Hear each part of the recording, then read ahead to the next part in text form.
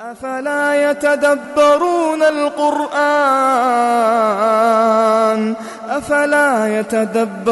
القرآن أم على قلوب أقفالها إن الحمد لله نحمده ونستعينه ونستغفره ونعوذ بالله من شرور أنفسنا ومن سيئات أعمالنا من يهديه الله فلا مضل له ومن يضلل فلا هادي له أشهد أن لا إله إلا الله وحده لا شريك له وأشهد أن محمدا عبده ورسوله فإن أصدق الحديث كتاب الله وخير الهدي هدي محمد صلى الله عليه وسلم وشر الأمور محدثاتها وكل محدثة بدعة وكل بدعة ضلالة وكل ضلالة في النار ثم أما بعد السلام عليكم ورحمة الله وبركاته. Урматтуу жамаат, урматтуу момун мусулман бир туугандар, апта сайын болуп жаткан тафсир сабагыбызды андан ары окууну улантабыз. Тафсир сабагыбыздан сүрөлөрдүн тартиби боюнча биз Тин сүрөсүнө жетип келген экенбиз. Бүгүн убакыт жетишинче мына ошол Тин сүрөсүнө тафсирини кыскача болсо дагы убакыт жетишинче окуп чыгабыз. Бисмиллахир-рахманир-рахим. Ват-тини ваз-зайтун. Анжирге ант, зайтунга ант. Ва-тури синин. Жана Синай өрөнүндөгү Тур тоосуна ант. Ва-хазал баладил амин. Жана мына бул тынч шаарга Меккеге ант. Лакад халакнал инсана фи ахсани таквим. Чынында биз инсанды эң сонун келбетте жараттык. Сумма рададнаху асфала сафилин. Кийин биз аны эгер ибадат кылбаса тозоктогу эң төмөн жерге кайтарабыз. Иллаллазина аману ва амилус салихати фалахум ажрун гайру мамнун. Ал эми ыйман келтирип салих амал кылгандарга бейиштеги бийик орундарда түгөнгү сооп сыйлыктар бар. Фама юкадзибука ба'ду бid-din. О инсан, ушундан кийин сени динди жалган дешке эмне мажбур кылды? Алейсаллаху би ахкамил хакимин. Аллах эң данышман өкүмдар эмеспи? Бул сүрөнүн кыскача маани маңызы. Бүгүн тафсир сабагыбыздан мына ошол Тин сүрөсүн окуп үйрөнөбүз. Kur'an savagынан жана айрыкча Kur'an savagынан жана айрыкча Kur'anга ой жүгүртүүдөн шайтан тосот. Kur'an окуса деле ой башка жерде, же сабак укса деле ой башка жерде жүргөн болот. Шайтан инсан баласы колуна Kur'an алган кезде, Аллах Тааланын сөздөрүнө ой жүгүрткөн кезде шайтан өзүнүн аракетин баштайт. Ват-тини ваз-зайтун. Эми биз мына ушул сүрөнүн аяттарын маанисине, тафсирине кирише турган болсок, ват-тини ваз-зайтун анжирге ант, инжирге ант, анжирге ант, зайтунга ант. Куранда Аллах Таала кээ бир сүрөлөрдү ант менен баштаган. Мына ошолор сыяктуу эле Аллах Таала бул Тин сүрөсүн да ант менен баштады. Кээ бирлер эмнеге Аллах Куранда анттайт? Анткени Аллах антка муктаж эмес дегендер да жок эмес. Мына ушундай туура эмес түшүнүккө, туура эмес ойго түшүп алган инсандар дагы бар. Инсан Куран окуганда шайтан ага келип, ар кандай куруу кыялдарды, туура эмес кыялдарды, туура эмес нерселерди таштайт. Аллах эмнеге анттады? Мекке шаары менен мына азыр бул сүрөдө анжирге, Тур тоосуна, зайтунга анттады. Эмнеге анттайт? Аллах антка муктаж эмес деп ушундай туура эмес түшүнүктөгү адам мына ушундай ойго бара турган болсо, бул инсандын өз башынчалыгы. Аллах Таала мисал келтирүүдөн, жана анттоодон уялбайт. Аллах Таала Куранда айтат: إن الله لا يستحي أن يضرب مثلا ما بعوضة فما فوقها. Мына бул аятта Аллах Таала уялбайт дейт. Аллахтан өз каалоосу эмне мисал кылгысы келсе, ошону мисал кылат, каалаганы менен анттайт. Kaaлаганы менен касам ишет. Allah bir çirkeydi je andan çoğun misal keltirүүдөн uyalbayt. Al misal kichine nerse bolsun, çoğun nerse bolsun, bul Allah'tın öz kavloosundagı işi. Mına ушундай арзыбаган нерселерде мисалы келгенде адамдар экиге бөлүнөт. Момун мусулман капырга, момун мусулман болуп, же кебирлери капырга айланат. Бул окуп жаткан китеп Фуркан китеби. Биз окуп жаткан мына ушул Кур'ан-ы Керимдин бир ысмы Фуркан. Аллах Таала мына ушул аяттын уландысында "Фааммаллазина аману фая'ламуна аннахул хакку мин раббихим ва аммаллазина кафару фаякулуна маза арадаллаху бихаза масала юдиллу бихи касиран ва яхди бихи касира ва ма юдиллу бихи иллал фасиқин." Алеми мына ушундай мисалдар менен, анттар менен Аллах көп адамдарды туура жолго багыттайт. Көп адамдарды адаштырып жиберет. Аллахка иман келтирген инсандар билишет, мына ушул келген акыйкат, мына ушул келген мисал бул Раббилери тарабынан экенин. Ал эми бул мисалдарга Аллах бир мисалдарды келтирсе, ошол нерселерге капыр болгон инсандар айтышат, муну менен Аллах эмнени каалап жатат деп айтышат. Бул мисалды келтирүү менен Аллах эмнени каалап жатат деп мына ушундай сүйлөшөт, мына ушундай айтышат.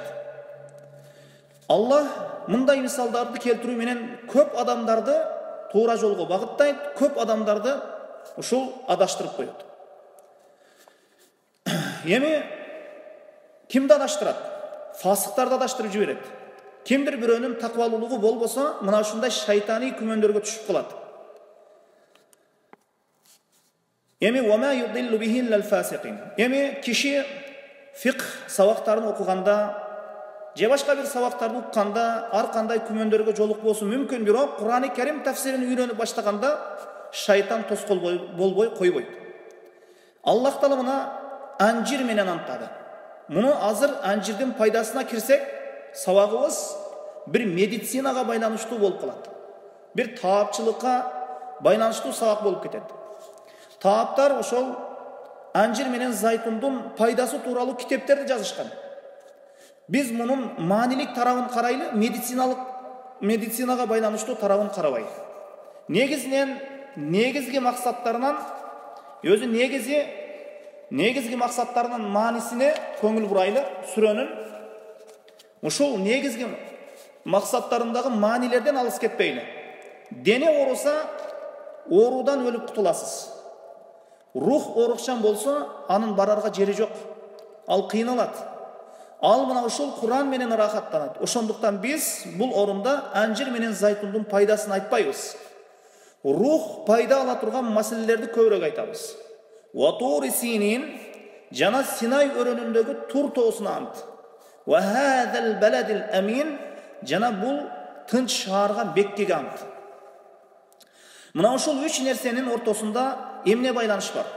Мына анжир, жана ошондой эле зайтун, жана Тур, жана Мекке. Мына ушул үч нерсенин ортосунда эмне байланыш бар? Анжир, зайтун, Тур жана Мекке шаары. Биринчи аятта анжирге жана зайтунга ант деп айтылынды.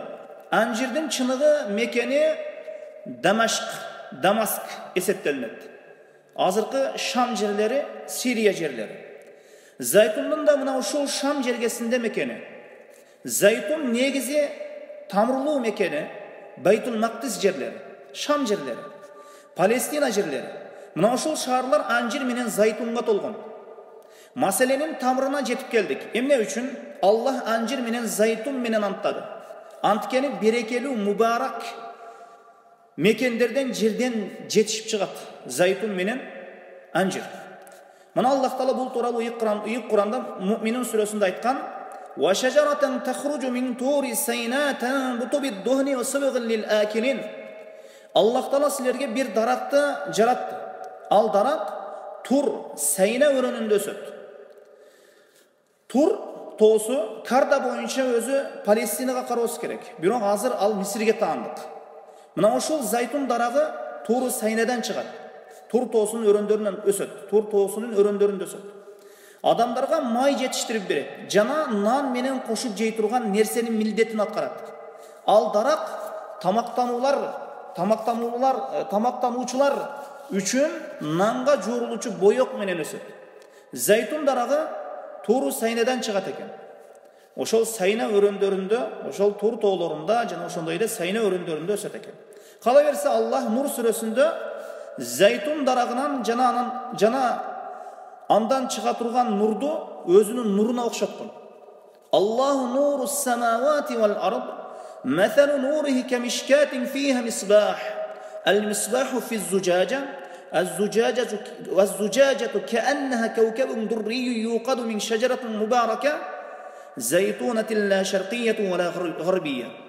Allah'ın nurunun misalının düşününü kalasanar, Allah'ın nurunun misalın düşününü kalasanar bir çıraktan misalın düşüngülü.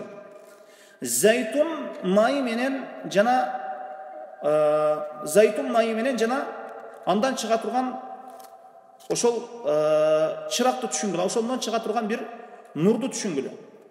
Berekeli zaytun mayı menen oşol may janat. Al zaytun batışta da çıkışta da emes. Janagı çıraktın aslında may kuyulap, oşol may jangandan keyin janagı elestetiңiz, janagı çıraktan nur çıgat. Zaytundun kүйүүсүнүн натыйжасында жанагы nur bolup çıkıp jatat, жанагы çırak bolup otur. Mına ошондуктан Аллах Таала өзүнүн нурunu ошол зайтундан чыга турган нурга окшоткон Кур'ан-ы Керимде. Эми берекелүү зайтун майы менен жанат ошол чырак. Ал зайтун батышта да чыгышта эмес. Батыштан дагы зайтунду таппайсыз, чыгыштан дагы зайтунду таппайсыз. Ошол кайсыл жерлерде? Палестина, ошол Шам жергелеринде. Мына бул жердин так ортосу борбор болгон Шам жергелеринде мына ошол зайтун менен анжир. Бул дарактын Палестина, Дамаск жерлеринде өсүп өнүүсүнө Кур'анда бир ишара бар. Эми биздеги анжирлар, биздеги зайтундар бул жерге ошол жерлерден келип калган. Ошол жерлерден көчөтүн алып келип бул жага тигип коюшкан. Ошондуктан биздин кээ бир областарда, ошол кээ бир жерлерде мына ушул анжир дарагы өсөт бизде дагы. Бирок ошол бир жерден келген, ошол тараптан келген ошол анжирларда. Бул зайтунду Кур'анда келгендей пайдаланууну кааласаңыз, таапчылыгында, шифачылыгында мына ушул жерлерде өз мекенинде өсүп чыкканынан пайдаланыңыз. Максатка ылайыктуу болот. Анжир менен зайтунга антталгандан максатта мына бул мөмө өсүп чыккан мекенди назарда тутуп жатат.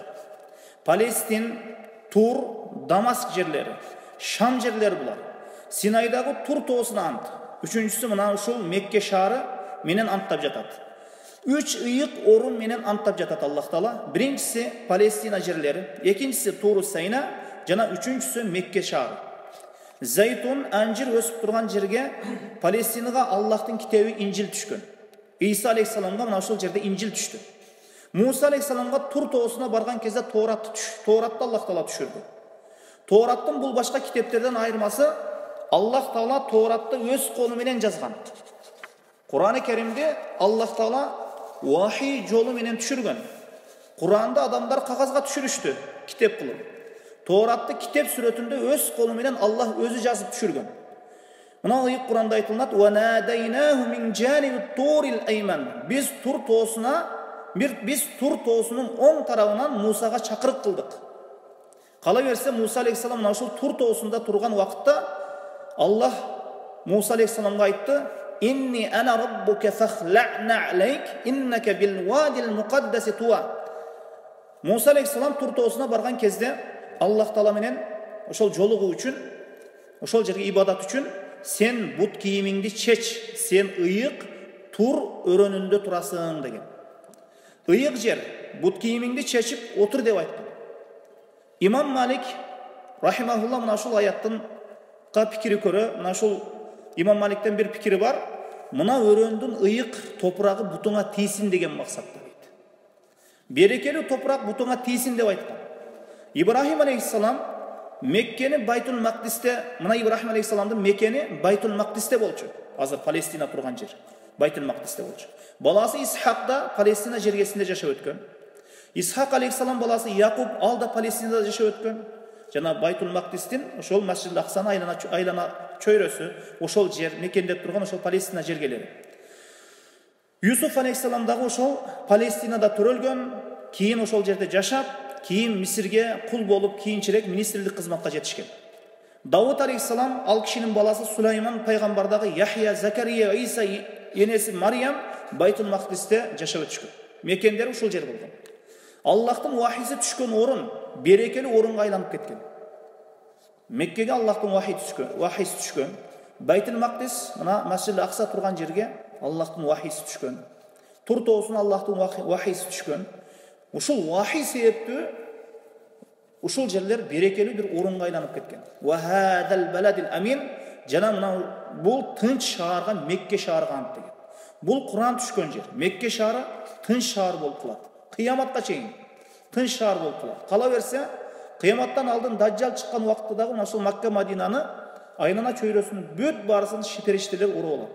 Даджал жер жүзүндө бардык жерге кирет. Даджал кирбеген жер айыл кышта калбайт. Бирок мына ошол Макка Мадина шаарына кире албайт. Аллах Таала бул шаардын ошол тынч шаар болуусуну Даджалдан дагы коргоп койгон, жана коргоонун ушул шаарларды өз кепилдигине алган. Мына ушул Аллах Таала тарыхта бул шаарды, Мекке шаарына Абрахадан коргоп койду. Көптөгөн залым падышалардан коргоп койду. Мына азыркыга чейин корголуп турат. Эч ким Кабага бир кол салганы, ал жерде бир талкалаганга эч качан анын батын албайт, күчү да жетпейт. Эгер мына ушундай ойго бара турган болсо, мына ушундай ишке бара турган болсо, Аллах Таала аны ошол жеринде гана аны жазалап берет. Мына ошондуктан Аллах Таала мына ушул шаарды тынч шаар кылды. Кала берсе, ушул Макка шаары, мына Кабанын ичи бир тынч. Ким ал жерге кирсе тынчтык табат.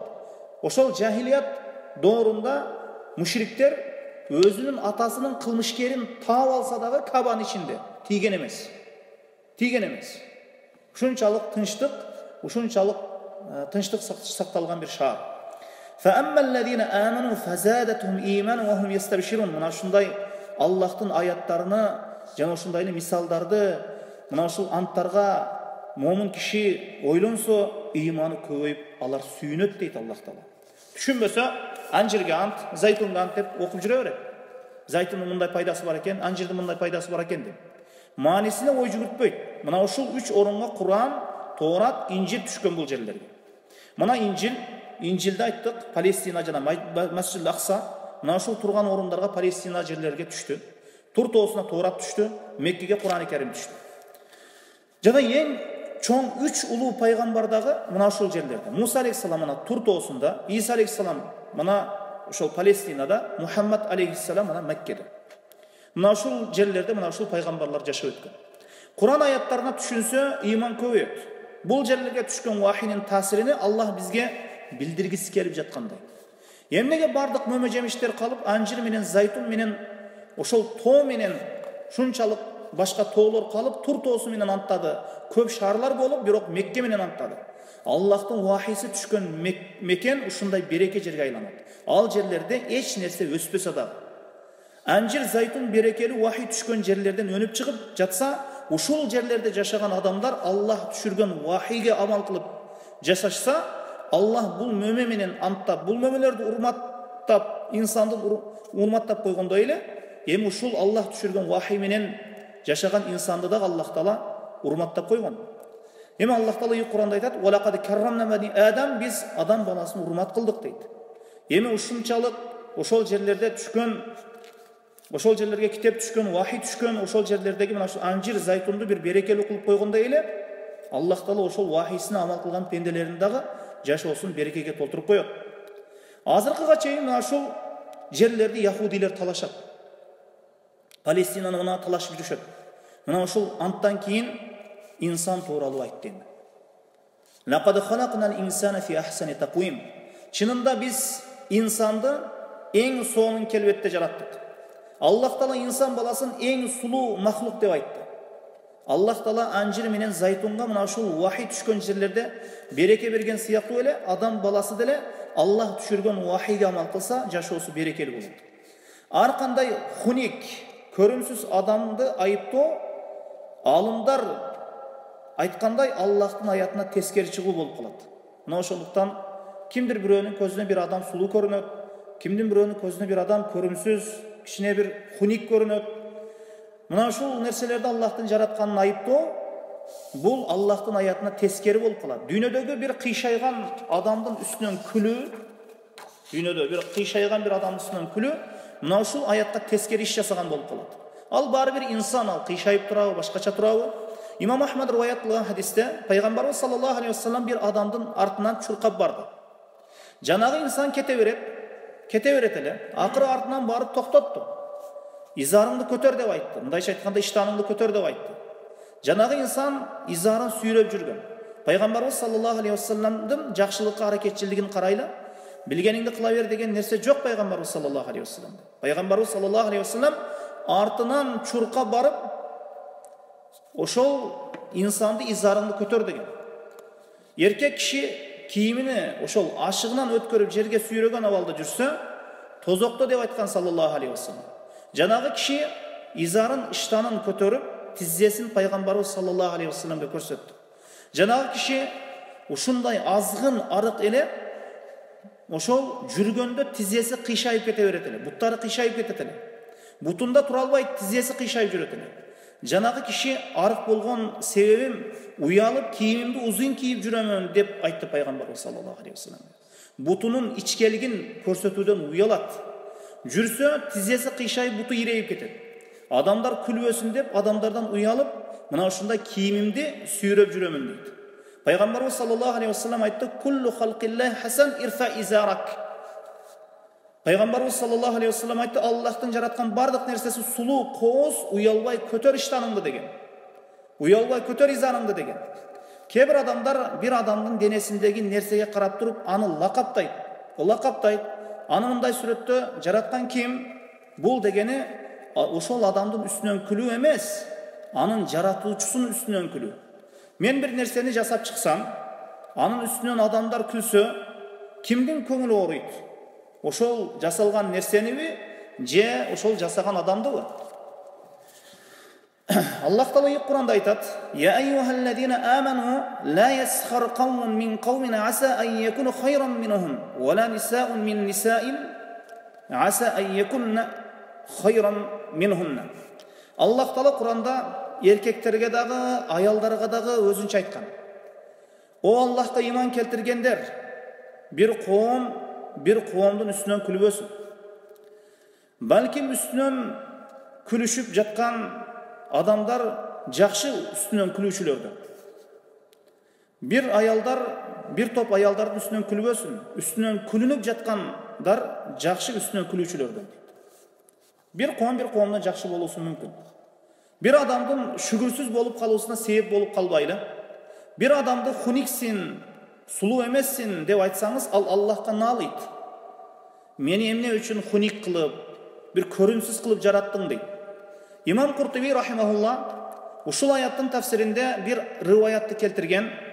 Халифа Мансур заманында bir Иса деген адам болгон экен. Аялы менен bir жаңжалдашып калып, аялын 3 талак кылып жиберди. Аялынын кээ-бир көрүнүшү, сулуулугу, ошол сулуураак болбойсуң, жакпай калдың, сулуураак болгон деп, айдай сулуу болбосоң 3 талаксың деп айтып жиберди. Кийин болор иш болгондон кийин өзү да өкүндү, аялы да өкүнүп калды. Ай bir сулуулуктун белгиси болуп калган азыркы кезде. Халифанын алдына барышты, ошол халифа Мансурга: "Аялымды ушундай деп койдум, айдай сулуу болбосоң 3 талаксың" деп. Мына ушундай сөздү айтты. Анан халифа Мансур ошол айланасындагы казыларга, муфтилерге "Эмне дейсиңер?" дегенде, "Айдай сулуу болуп болобу? Аялы талак деген айдай сулуу болуп болобу? Ай эң сулуу нерсе болсо, аялы талак дешкен." Ушундай чечим чыгара беришти. Аялын талак деген. 3 талак кайтарып болбойт. Ошондо bir Абу Ханифа мазхабынан bir факих болгон. Ошол заманда Ханафилер кыяска кыйын болушат. Ошондуктан Ханафи мазхабты асхабур рай деп дейилет. Кур'ан хадистен күчтүү далил келтире алышпаса деле, акыл жаатындагы нерселерге күчтүү болушкан. Ошол факих Ханафи алымдардын бири айткан, ошол Ханафи мазхабтагы алым айткан: Laqad khalaqnal insana fi ahsani taqwim. Чынында biz insanды ең соның келбетте жараттық.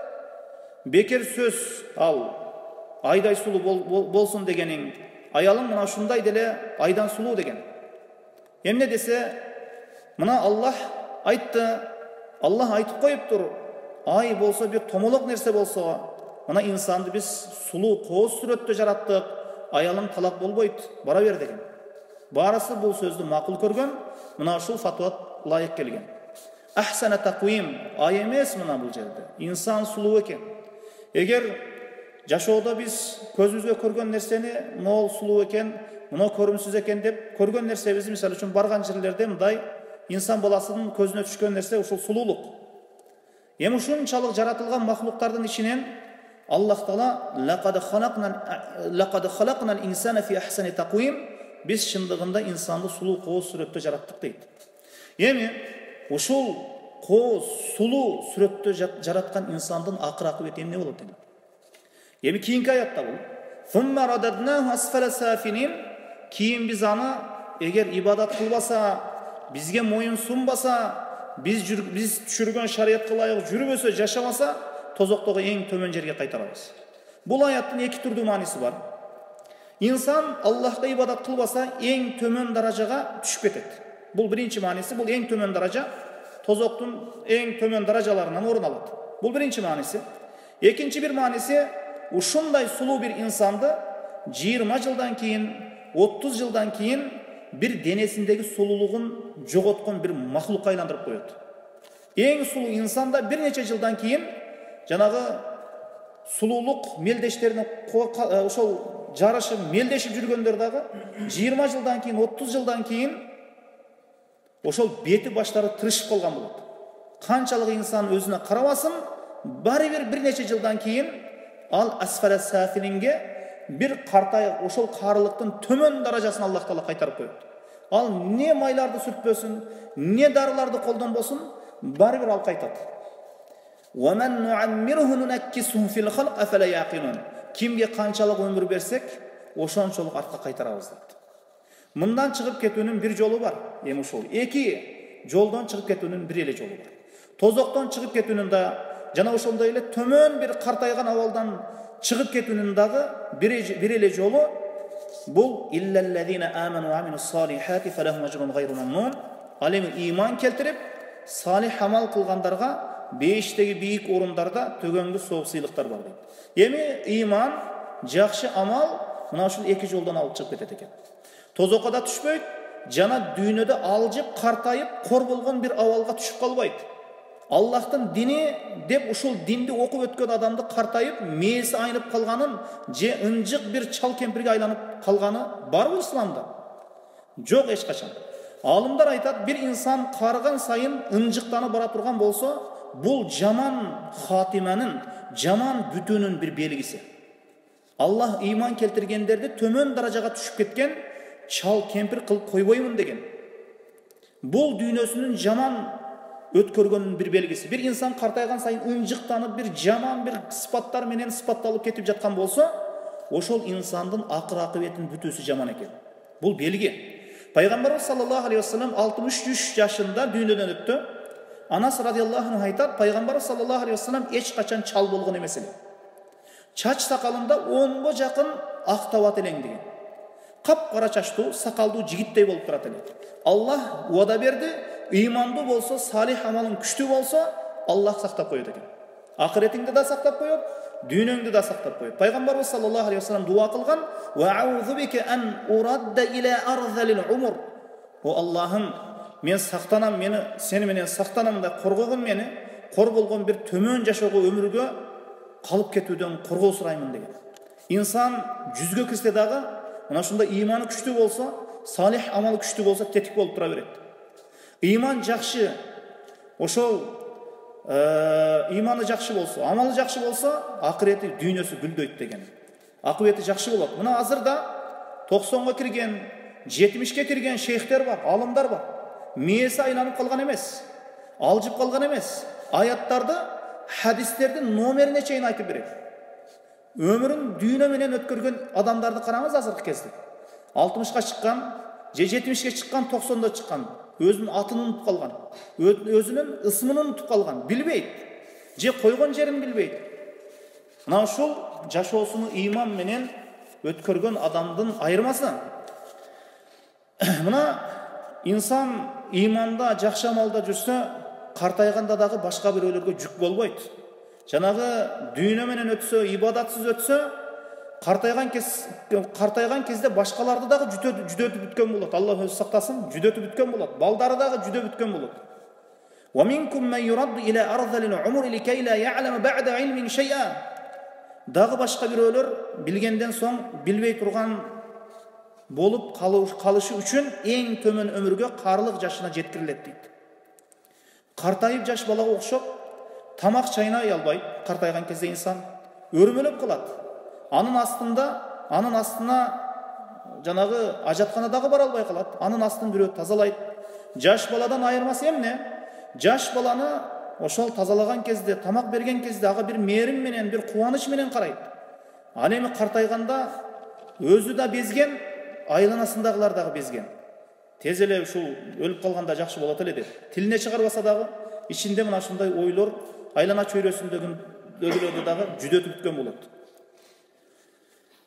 Мына ошондуктан эч ким айта албайт, эртең жашым өтсө, 100гө кирсем, же бир баланчы жашка чыксам, эч кимге ооручулугум түшпөйт деп эч ким айта албайт. Аллах ошондуктан бул жашоого кызыккыла деп үндөгөн эмес. Эми ыйман келтирип салих амал кылса, адатта мына ушундай болбойт. Фалахум ажрун гайру мамнун. Аларга түгөнгүс ажыр сооп бар. Мына ушундай жашка барып, сооп амалдарды азайып, ибадат кыла албай калса да ажыр соо токтобойт. Бир инсан картайды, жаш кезинде ибадат менен өттү, илим менен өттү, бирок картайган убакытта кээ жаш кезинде жасаган ибадаттарды жасай албай калды. Же оору себептүү, же мусапырлыгы себептүү, же бир кээ себептерге байланыштуу.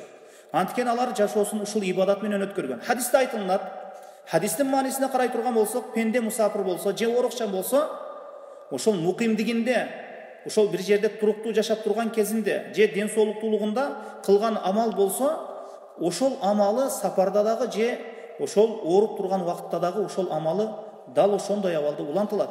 Мына инсан ооруп калды, бир амалды жасап жүргөн, кийин оору ошол амалды жасай албай калды.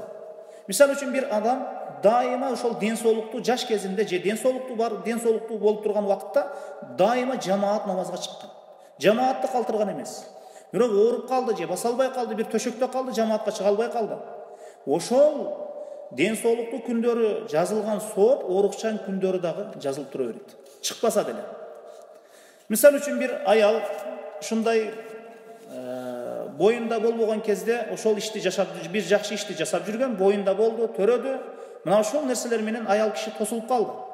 Кийин ошол буга чейин жасап жүргөн ошол амалы ошондой абалга түшүп калса дагы, ошол жакшы иши соу жазылып бара берет. Эми бул кийинки кээ бир адамдарга жоопта жанагы кийин окуйбуз, кичине жаш өтсүн, анан ибадат кылабыз дегендерге жооп. Эми асарлар келген, инсан баласы жакшы иште жүрсө, иманда жүрсө, дайыма имандын үстүндө болсо, жакшы үстүндө болсо, жана ошондой инсан илим талабында өлсө, мына мисалы үчүн инсан илим талабында өлсө, кыяматта алым болуп тирилет деген. Фалахум ажрун гайру мамнун, гайру мактуу дегени мына. Инсан жакшы ишин жасап жүрүп, мына ушундай абалга түшүп кала турган болсо, кийин ошол иши дайыма дагы ошол жасай албаган күндөрү дагы ошол иши жазылып бара берет экен. Мына фалахум ажрун гайру мамнун дегени аларга эсепсиз сыйлыктар бар дегени, гайру мактуу, үзүлбөгөн сыйлыктар бар дегени. Дайыма боло турган сыйлыктар бар дегени. Эми Пайгамбарыбыз саллаллаху алейхи ва саллям айтты: "Хайрукум ман тала умруху хасанун амалуху."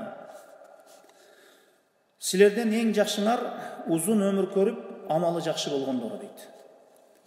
Мына "Фама юказзибука ба'ду бид-дин" эми андан кийинки аят, о инсан, ушундан кийин сени динди жалган дешке эмне мажбур кылды? Эки түрдүү тафсир бар. Бул мухатаб кимге айтылып жатат? Инсанга. "Фама юказзибука" ка мухатаб. Бул инсанга айтылып жатат. Аллах ушунча инсанга жакшылык кылды, сулуу сүрөттө жаратты, урмат кылды. Эми сени бул нерселерден ушул динди жалганга чыгаруудан эмне тосту, эмне мажбур кылып жатат, эмне үндөп жатат деген ушул. Аллах Таала Куранда инсанды өсүмдүккө окшоткон. Эрте жазда кулпуруп өсүп чыгат, гүлдөйт, көгөрөт, жашылданат, мөмөлөйт, анан мөмөсү бишип жетилет, кийин түшөт мөмөлөрү, жалбырактары түшөт, кургайт, анан бир жылдын ичинде ошол өсүмдүк кургап жок болуп кетет. Инсан да төрөлүп, жетилет, чоңойот, үйлөнөт, көбөйөт, анан кайра дагы ошол кайтат картайган абалга барып анан өлүп, денеси чирип, мына ошол топуракка айланып кетет. Эми бул нерсенин акыйкат экендигин инсан акылын иштетсе деле муну жокко чыгарбайт, билет. Муну акыйкат деп кабыл алат. Эми инсанды динди жалган дегенден эмне тосту? Эмне нерсе сени динди жалганга чыгарууга мажбурлады?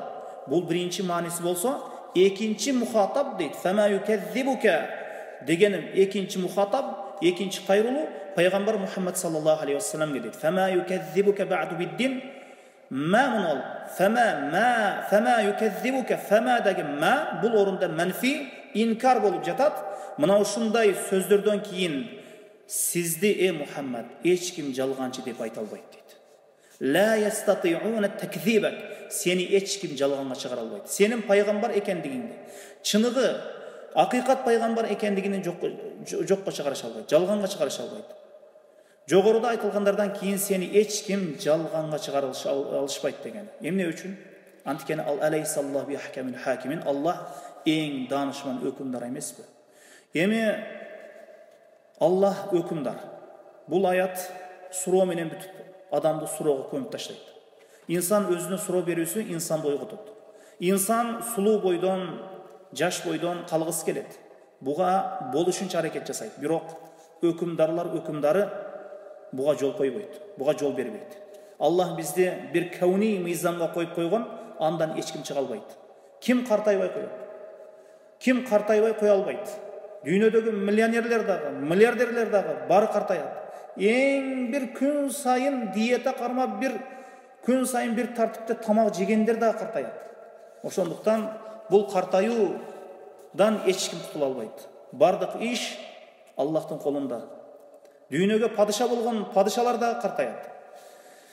Мына ошондуктан биз билүүбүз керек, бардык ишимде, бардык айткан сөзүмдө, жасаган абалымда өкүмдарын ошол мага буйрук кылган, мени кайтарган деген ишеним, бул мени Аллах деген ишеним, мына ушул өкүмдарым Аллах деген нерсе жүрөктө бекем орнобуз керек.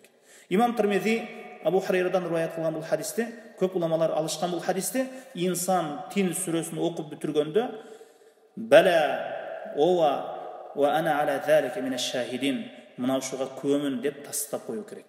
Эч ким бул нерселерди, бул акыйкатты жокко чыгара албайт. Нактафи бихада. Субханакаллаху ва бихамдика, ашхаду ан ла илаха илля анта, астагфирука.